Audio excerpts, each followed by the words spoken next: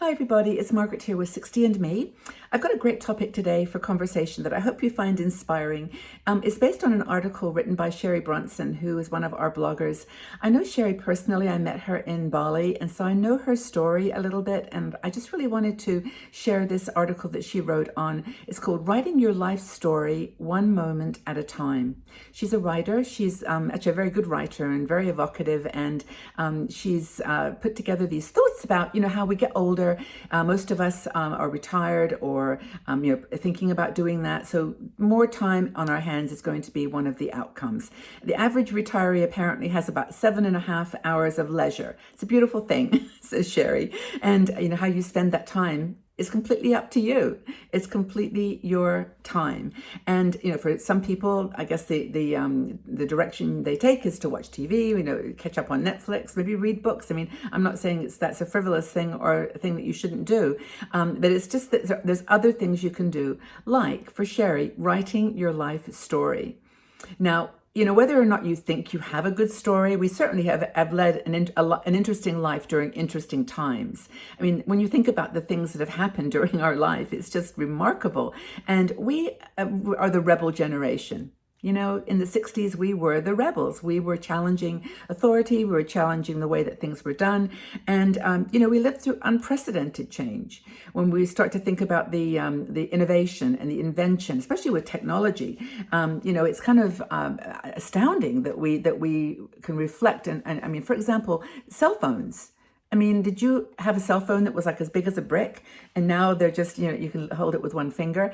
And just the size of computers in general, and how you could communicate with each other, how you got information on a topic, with these search engines now that you can just, information is literally at your fingertips. But Sherry says that before you start, doing any kind of writing of your life, just go back down memory lane for a bit. Go back down memory lane and recount some of the things that we did.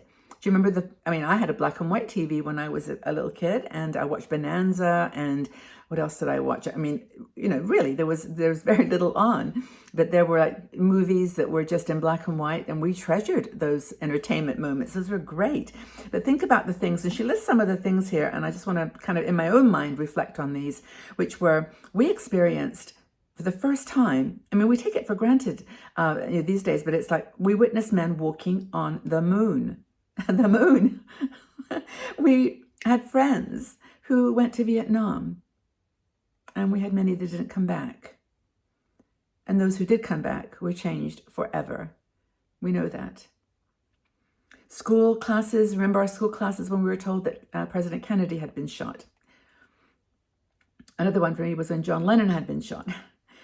Martin Luther King had just been assassinated the year before. Remember bouffant hairdos and tie-dyes and baggy and bell-bottom pants and beads. And I can remember going to, to the Grandy Ballroom in Detroit and putting fluorescent paint on my body and dancing. And, just the hippie movement, the bohemian nature of our lives. Those are good stories. Those are really good stories. Halter tops, peace symbols, anti-disestablishmentarianism, she says, which is, we were anti-everything. And then we wonder now why our kids question things, but still, it's all part of what we went through. The rock and roll. I was raised on Motown in Detroit, and for some of the years of my life. And so I have a music thread that goes through me, which is very alternative. And then kind of, as she says, later we kind of grew up, sort of. We maybe got married, or we, started a family or a home, and we would buy all those pink appliances and turquoise, rugs and whatever else we would buy to make our homes bohemian and beautiful. And, all, as she says, all was well in our bright, domesticated life. And then it ended as we started to realize what had happened, and we started to realize we perhaps weren't with the right person, or that we weren't just equipped and able and skilled to be a good mom or to be a good worker, or that we had to relearn skills. I can remember, my first, I worked in bookstores for a lot of my life, and then I went to manage a bookstore and got involved in technology and started moving. I moved into a company that sold computers. And I remember my first computer that I ever sold had a 10 megabyte hard drive. 10 megabyte. hard drive. I mean, it was like, and I kept thinking to myself, when are we going to have it fill that? How do you fill 10 megabytes? You know, it's just all changed. So where do you begin? Where do you begin with your story? Because I'm just telling you some of these things to give you an idea that you've got enough. You've got a lot of information that you can build on. So the task of writing Sherry's life, she wrote a book on this, was overwhelming. She has, many marriages and lots of challenges, and yeah, she had a good story. Has a good story. And anyway, she says that, and I'm reading some of these words because they're powerful. She says, conjuring up the ghosts left her weeping, not crying, but weeping. And that really struck me when I read those words, because I know what that means. Have you ever wept? Oh, of course you have. I mean, I'm asking an obvious rhetorical question. There's tears and there's crying, but then there's weeping. And we have all been through that. And these deep places reveal meaning, she says. And I really get that. She says, when we're writing our stories down, we start thinking, could we have done things differently? All those forks in the road, we left or right, up or down, how would it have played out? And she says, as she started to think about these things and ask those questions, and not just, what if this had happened, but question her truth. Like, did it really happen the way that I imagined it happened? And she would call her sister and say, was Mom there with us when we did that? Or did you really, do that thing on that, whatever? It was like, she just had to validate that what she remembered was real. And maybe, I don't know about you, but a lot of my memories came back later, and it's like, wow, I really had forgotten that. But they come back, and our memory as we get older seems to be even more crystal clear. So she said, as she started to look at, these kinds of truth checking and whatever, she realized that she'd had a pretty amazing life, and she took ownership of her life and made peace with it.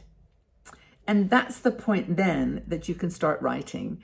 And she said, because what happened was she had a much deeper respect and admiration and acceptance of her younger self. So it was easier to write things through that lens rather than just jumping in and saying, I lived here and did that and went there. It was just more, it had more perspective. And she said, maybe you don't feel like writing. Maybe you just want to find a family member or a friend or, a ghostwriter of sorts that can actually write for you and write your story, because it's really hard sometimes. And you may not be a writer, you may not have that skill, but go ahead and jot it down anyway and put it in a journal. Somebody may want to piece that together. There's a book she talks about called Grandmother Remembers, which is she gave to her grandmother, which was to help her grandmother, tell the story. And I put mine into a book called The Book of Me. And again, they're on Amazon. You can find them. The Book of Me is, again, it's just questions and you answer them. You just write it in the book. And it's a really cool, I've got, there's so many memories that came out answering those questions. The point is that, no one else can write this story but you. Hate to say this. You are the only one. You have in your mind and in your heart and in your soul all the things that happen to you. And there's no way you're going to write it in one go. But as Sherry suggests, and I really like this idea, is write the story one moment at a time.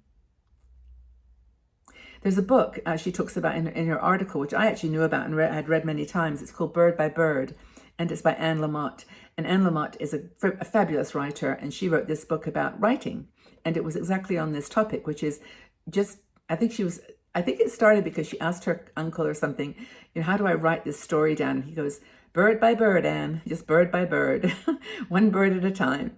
And because birds is such a great analogy, because they fly away, they're there for a moment, you remember the memory, and then they're gone. So Bird by Bird, it's a great book, actually. It's really worth reading.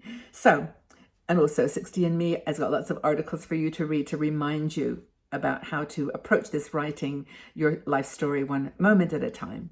So thank you, Sherry, for writing this. I honestly appreciate it so much. And, has anybody in your family written the story of their life? Have you ever, one of your relatives?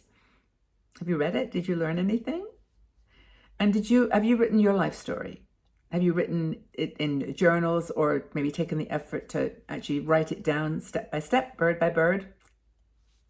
But it might be worth doing that. And I guess the final question is, what's holding you back? If it's something that you really want to do, what's holding you back? Are you afraid of the ghosts? I know. I do understand. But hang in there, do your best, because I think you'll find it will be a value to your family, to people that love you. And it's just one of those great gifts in life that we have to remember these beautiful things. Okay, everybody, well, have a really beautiful day. I'm by your side always. Take very good care of yourselves and know that you're loved and respected. And we'll see you again soon. Bye for now.